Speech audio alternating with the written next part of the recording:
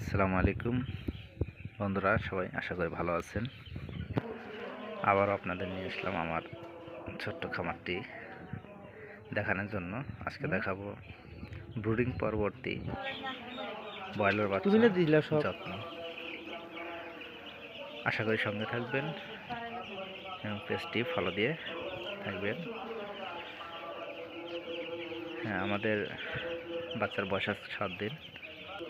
7 দিন পরে আমাদের চিকগারটা খুলে দেওয়া হয়েছে, জায়গাটা একটু বাড়ানো হয়েছে। দিনের বেলায় একটু বেশি বড় জায়গা দিয়েছিলাম, এখন রাত্রিবেলায় একটু জায়গাটা কমা দেওয়া হয়েছে, কারণ তাপটা রাত্রে একটু বেশি প্রয়োজন, বাইরে ঠান্ডা খুব।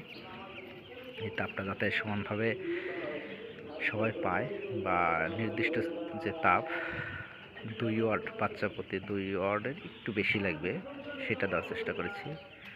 বাচ্চা 600, এখানে আমি 1200 দিয়েছি আপাতত, আর 2টা লাইট দেব, 1600 দেব, 1600 ওয়াট।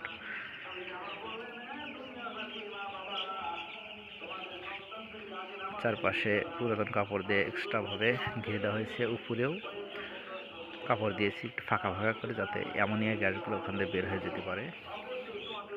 এগুলো খেয়াল রাখবেন। শুধু তাপ ওঠালে হবে না, গ্যাসটাকে বের করে দিতে হবে, তাছাড়া বাচ্চার পেটে পানি চলে আসবে। এইভাবে যত্ন নিলে অবশ্যই আপনার বাচ্চাগুলো সুস্থ থাকবে, ভালো থাকবে। সবাই দোয়া করবেন আর পেজটির সঙ্গে থাকবেন। খোদা হাফেজ।